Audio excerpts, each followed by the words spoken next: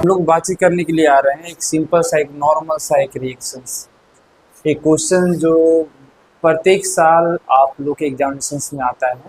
SN1 या SN2 से related questions कि SN1 में कौन प्रोसीड करेगा उसके अबाउट जो ये क्वेश्चन पूछा जा रहा है कि कौन ये एक अच्छा सा क्वेश्चन है, बच्चा वाला क्वेश्चन भी बोल सकते हैं इसको, कोई बड़ा हार्ड क्वेश्चन भी नहीं है।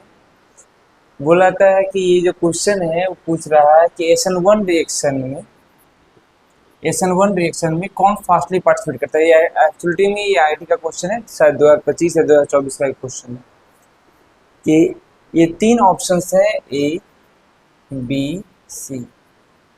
ये SN1 में कौन फास्टली पार्टिसिपेट करेगा। तो सिंपल सा चीज़ है, ये सब चीज़ें सब कुछ डिपेंड करता है कार्बोकेटायन के स्टेबिलिटी पर।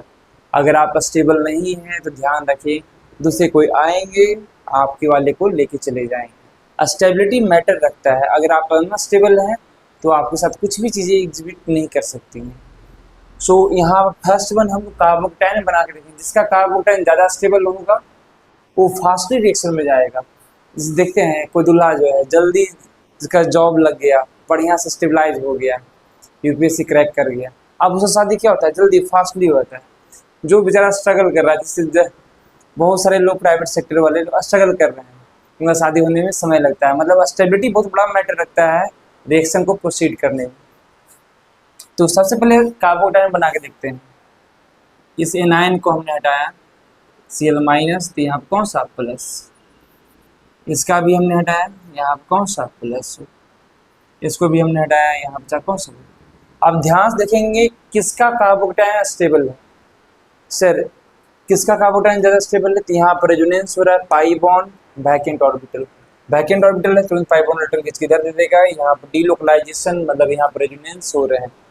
यहाँ पर देखते हैं तो कार्बोकेटायन है लेकिन यहाँ पर रेजोनेंस नहीं हो रहा है। कार्बोकेटायन से नेक्स्ट जुड़ा हुआ कार्बन अल्फा कार्बन, उससे जुड़ा हुआ हाइड्रोजन अल्फा हाइड्रोजन, यहाँ पर भी 2 अल्फा हाइड्रोजन, यहाँ पर भी 3 अल्फा हाइड्रोजन।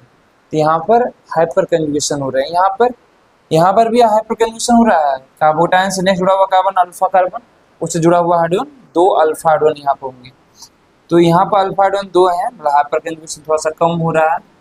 यहाँ पर हाइपर कंजुगेशन थोड़ा ज़्यादा हो रहा है क्योंकि यहाँ पर अल्फा हाइड्रोजन इस कंपाउंड में 5 है, इसमें जो है रेजोनेंस स्टेबलाइज्ड। तो सबसे स्टेबल कार्बोकेटायन कौन सा हो गया A, देन कौन सा हो गया B, देन कौन सा हो गया C।